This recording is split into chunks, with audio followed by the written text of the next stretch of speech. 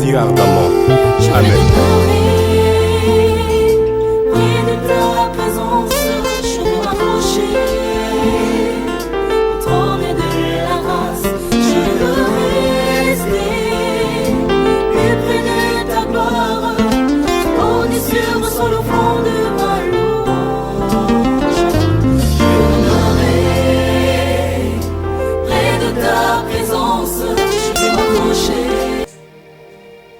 Nous bénissons le Seigneur ce matin pour la grâce que nous recevons pour communiquer la parole du Seigneur. Ce matin, nous avons choisi comme texte l'épître de Paul à Tite.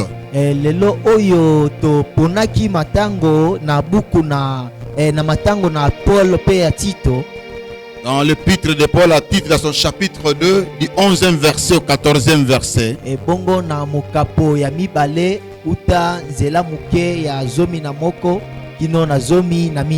Nous lisons dans le nom de Jésus-Christ. Car la grâce de Dieu, source du salut pour tous les hommes, a été manifestée.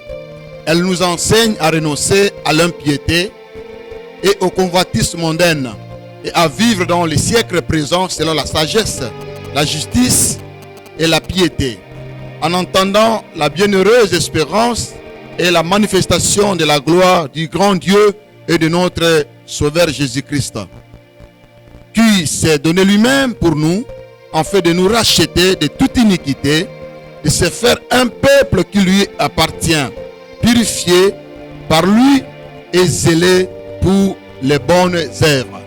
Amen. Amen. Bien-aimés frères et sœurs dans le Seigneur qui nous suivent à travers le monde, le thème que nous proposons ce matin, c'est ce que la grâce de Dieu enseigne aux chrétiens. Nous savons bien sûr que dans ce temps de la fin, nous vivons le temps de la grâce. Et le temps de la grâce, c'est le temps du salut. Et en cela, nous allons découvrir ce que cette grâce-là nous enseigne. Nous savons que pendant la période de guerre, la population en détresse a toujours bénéficié des assistances humanitaires venant des organismes internationaux.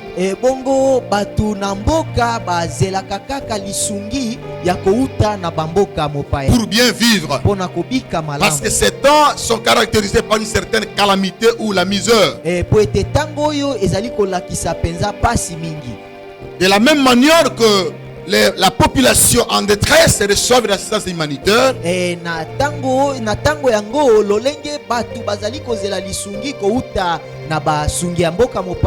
les chrétiens autrefois avaient bénéficié de la grâce de Dieu pour être sauvés.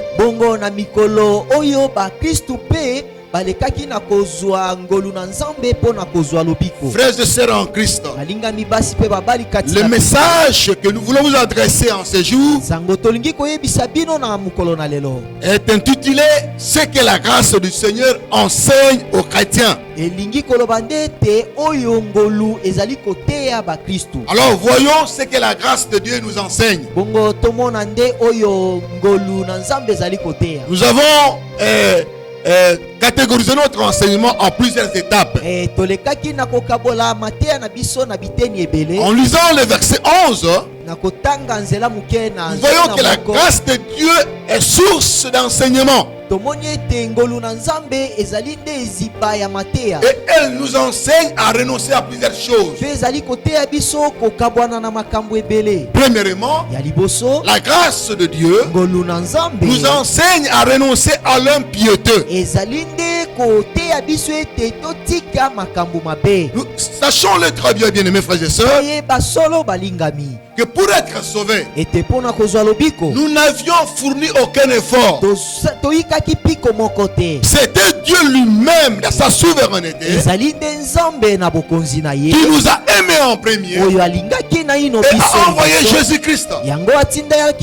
C'est Jésus-Christ qui est la source du salut. Et le mot grâce, dans son étymologie grecque, qui signifie charis, stipule une bonne intention, une bonne parole, une faveur. Et nous pouvons dire que la grâce, c'est une faveur imméritée de Dieu envers l'homme. Et cette faveur imméritée que l'homme bénéficie lui donne le salut gratuitement. Et quand quelqu'un a bénéficié de la grâce de Dieu, il doit marcher dans la crainte de Dieu, dans l'obéissance et dans la fidélité.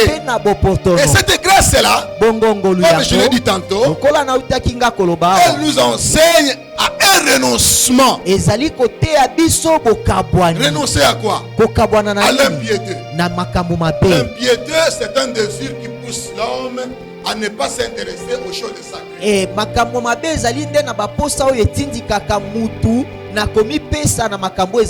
L'homme qui vit dans l'impiété a le mépris d'entendre ce qui est sacré, ce qui vient de Dieu.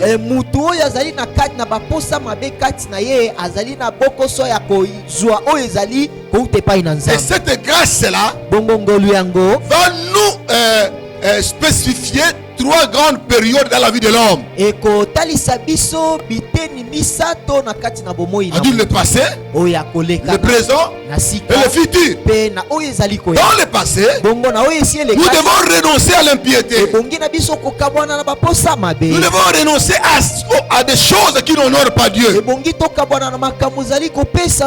C'est-à-dire une vie qui est repliée sur soi-même. Quand l'homme commence à développer en lui des sentiments de mépris envers Dieu, des sentiments de dédain, des sentiments de critique, des sentiments de rejet de Dieu, des blasphèmes contre Dieu, là il vit dans l'impiété. Nous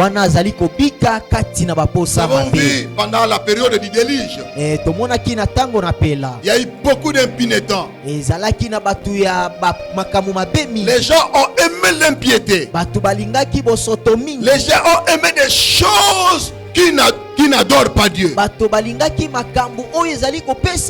Mais nous qui connaissons Dieu maintenant, nous devons tourner notre vie dans le passé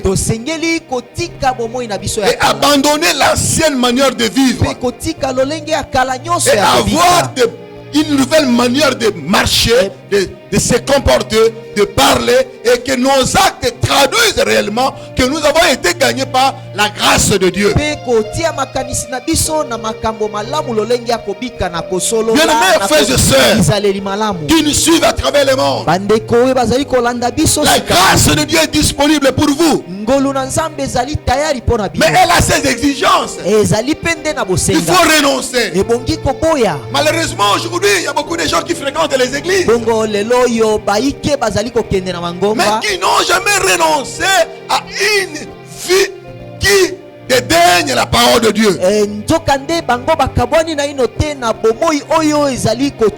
qui continue à s'accrocher aux choses qui sont impures, aux choses qui manifestent un certain dégoût de la parole de Dieu et de la crainte de Dieu.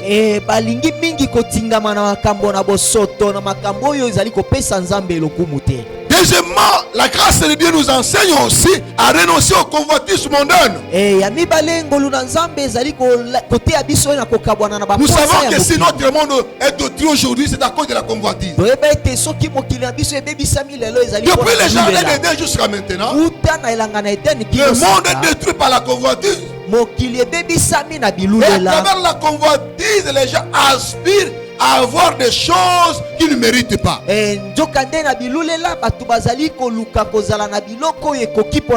Alors que le mot convoitise en grec est pitouia, qui signifie un désir qui précède à l'acte du péché. Un désir qui pousse l'homme à posséder ce qui est défendu.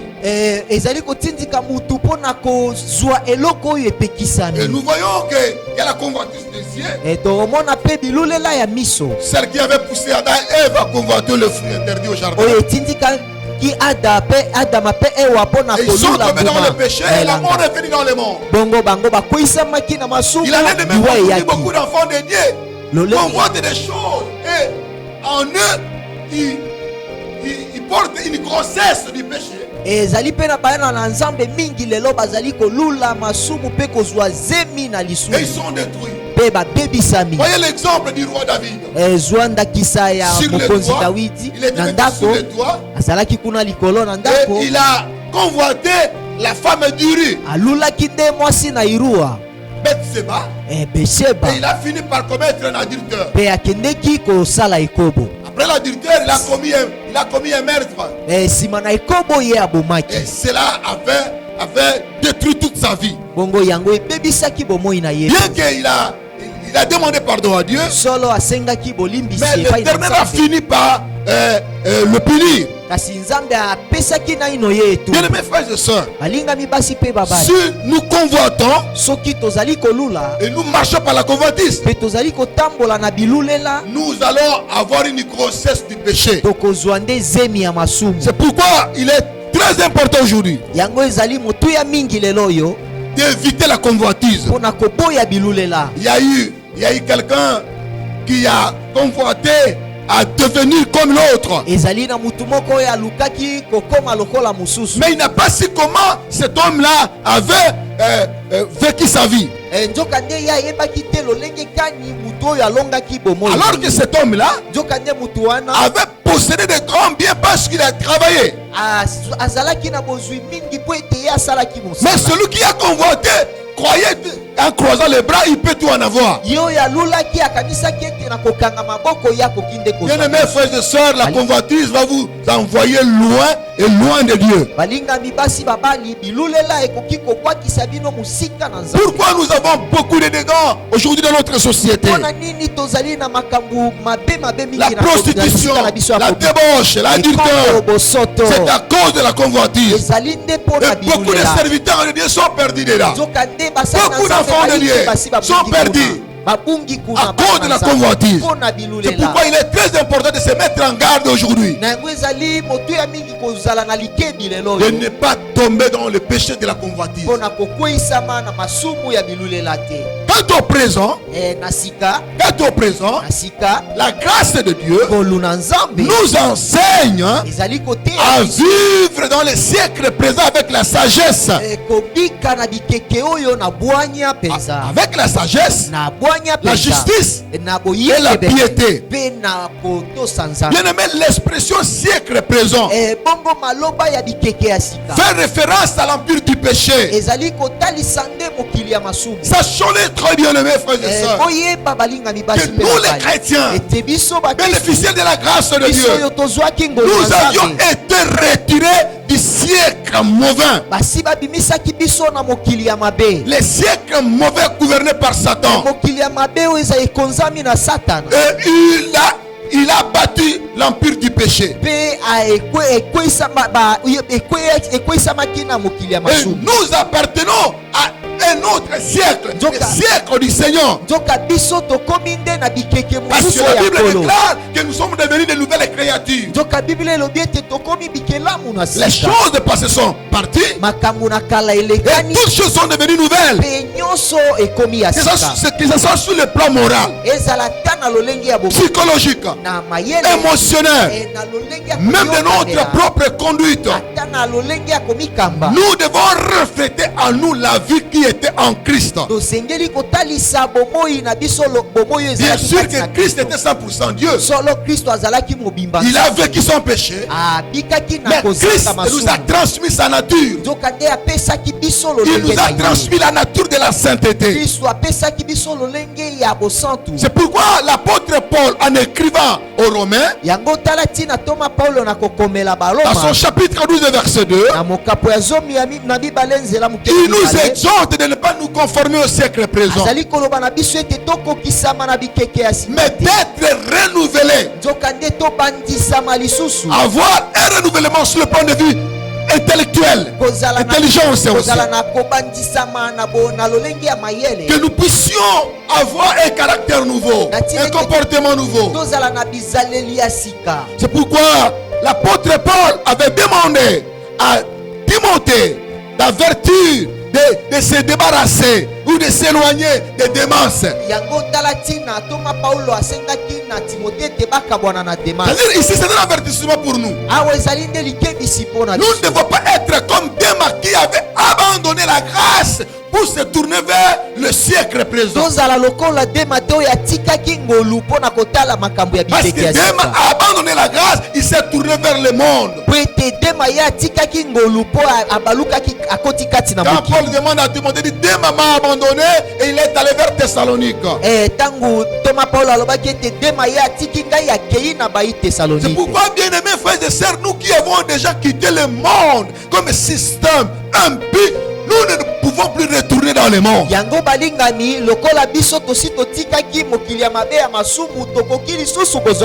vous laissez pas attirer par la pression ou l'influence du monde. Le monde nous déforme et Dieu nous transforme. Le monde nous humilie, mais Dieu nous élève. Le monde, bien aimé, nous avilise, mais Dieu nous récupère pour nous donner une nouvelle identité en lui. Il est très important, c'est la grâce rédemptrice de Dieu. Soit votre partage, soit votre héritage. Bien aimés frères et sœurs, cette grâce de Dieu nous enseigne à vivre dans la sagesse. Très souvent on dit que le commencement de la sagesse, c'est la crainte de Dieu. Personne ne peut prétendre être sage si ne craint pas Dieu. Et pendant ce temps de la fin ici, que le coronavirus est entré d'envahir le monde, d'envahir les nations, de montrer la faiblesse, la fragilité de la race humaine ou de l'intelligence de l'homme. Nous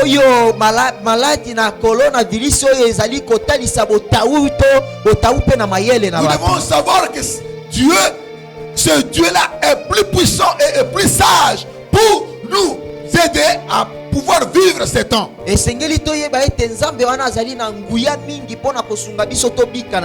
que la sagesse de Dieu est pure.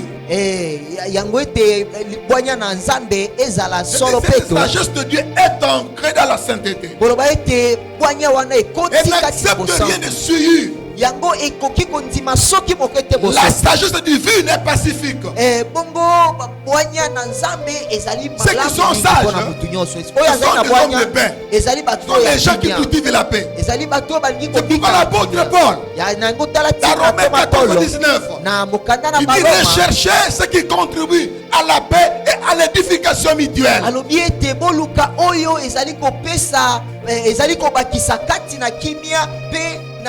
Le monde d'aujourd'hui a besoin des hommes de paix. Pas des gens qui sèment des troubles partout. Et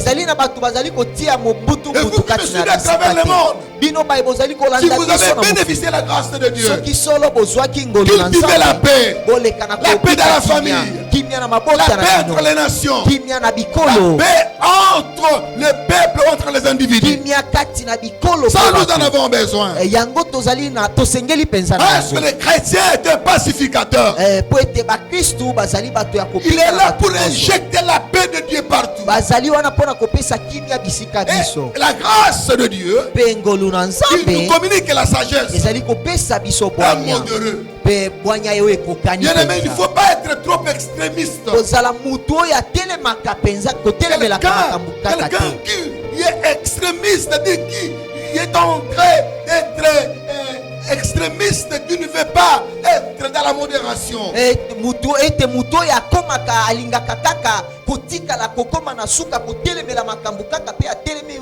homme sage a une conduite équilibrée et modérée. La modération. Il y a des gens, quand ils vont dans une fête, il veut manger jusqu'à l'extravagance, il va remplir son ancien jusqu'à l'extravagance.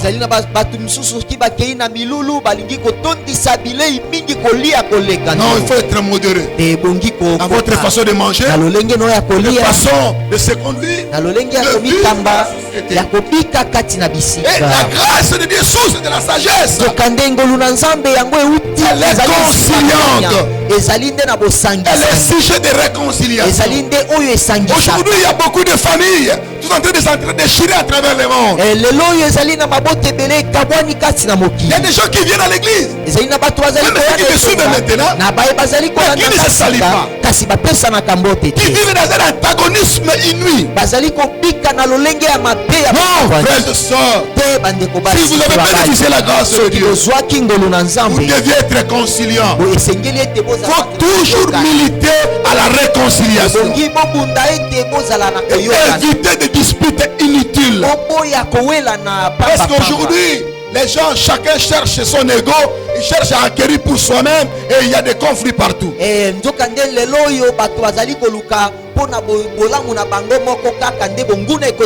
Pourquoi les églises se divisent aujourd'hui? Parce qu'il n'y a pas des hommes sages qui pouvaient concilier les points de vie.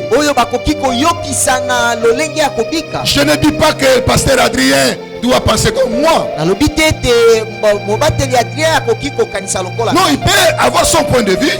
Moi aussi, je peux avoir mon point de vue. Mais comme étant des chrétiens, nous mettons tous les points de vue sur la table. Et c'est en discutant les opinions que jaillissent la lumière. Et quand il y a la sagesse, nous pouvons concilier le point de vue et éviter les disputes. Et enfin, la grâce de Dieu nous incite aussi à vivre dans la sagesse. Et cette sagesse est pleine de miséricorde et de bons fruits.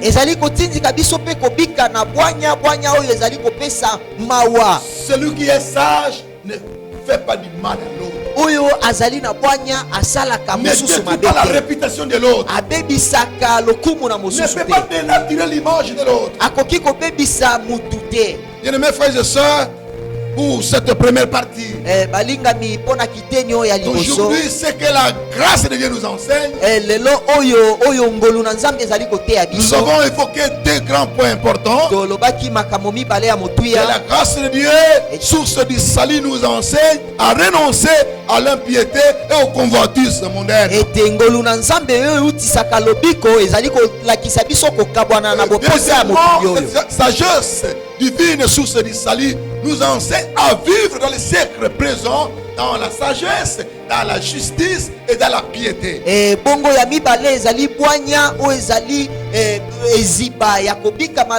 que nous pourrions développer prochainement si le Seigneur nous accorde encore la grâce. Si vous avez aimé cet enseignement, restez branchés sur Canaloria et vous aurez la suite de l'enseignement dans les prochains temps ou dans les prochaines heures qui suivent. Que le Seigneur vous bénisse et nous continuons prochainement. Nous allons prier. Seigneur Dieu notre Père, nous te bénissons ce matin. Tu as voulu ce matin nous enseigner sur ce que la grâce de Dieu enseigne aux chrétiens. Nous savons que pendant ces temps, nous avons besoin de la grâce de Dieu pour bien vivre, pour bien se conduire, pour bien marcher sur cette terre des humains qui est minée. Père Tout-Puissant, aide-nous à ne pas prendre envers la grâce de Dieu. Parce que la grâce de Dieu nous donne le salut, nous donne le salut éternel de Dieu. Bénis ta parole, afin que ton peuple qui nous a écoutés puisse s'en approprier à pouvoir demeurer dans la grâce de Dieu, pouvoir marcher dans la grâce de Dieu. Dans le nom de Jésus, qui est notre Seigneur et Sauveur, nous prions, nous disons Amen. Amen.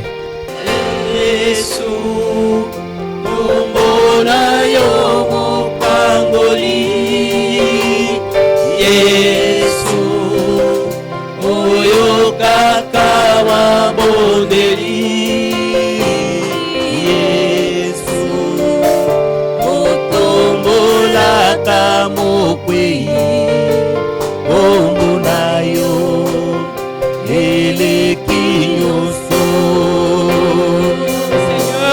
que vous avez été richement bénis à travers cette parole de Dieu. Mais je voudrais néanmoins que nous puissions prier ensemble pour que Dieu nous préserve de l'impiété et de toute convoitise mondaine qui caractérise le siècle présent. Prions le Seigneur. Oh Seigneur, tu es merveilleux, Seigneur. Qui est contre toi, Père? Que ton nom soit élevé, Père éternel. Qui est contre toi, élevé, sois béni.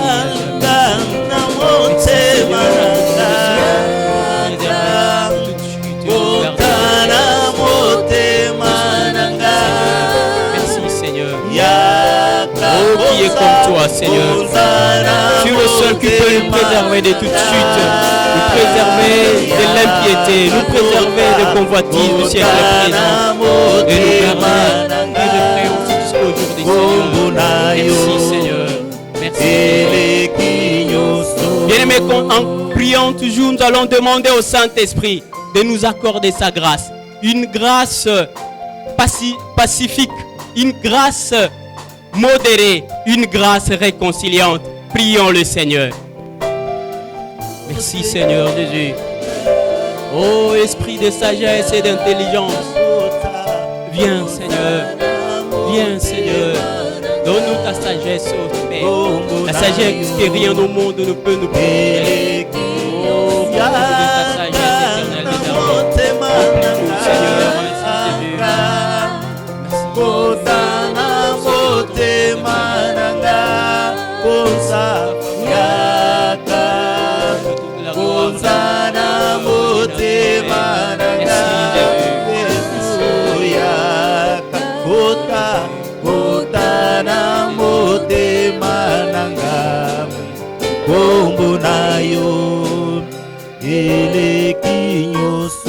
Nous te disons merci, toi seul qui peux nous préserver de toute chute, nous préserver de la convoitise, nous préserver de l'impiété, nous préserver de tout mal au Père et nous garder irrépréhensibles jusqu'au jour du Seigneur. Ô Saint-Esprit de Dieu, esprit de sagesse et d'intelligence, remplis-nous de la sagesse, remplis-nous d'une sagesse modérée, d'une sagesse pacifique, mais également d'une sagesse réconciliante au Père, afin que Seigneur, nous puissions réellement être appelés de véritables enfants de Dieu. Dans le nom de Jésus que nous avons ainsi prié. Amen. Bien-aimés dans le Seigneur, je sais que nous avons été richement bénis. Mais si vous voulez continuer à nous suivre, vous pouvez nous contacter dans notre adresse Facebook 12TH AOG Bethesda officiel. Ou si vous êtes à Kisangani et que vous avez besoin de prière, ou vous avez besoin d'un accompagnement spirituel ou un problème particulier, vous pouvez contacter le corps pastoral à notre adresse boulevard du 30 juin, numéro 17, commune Makiso. Que Dieu vous bénisse et à la prochaine.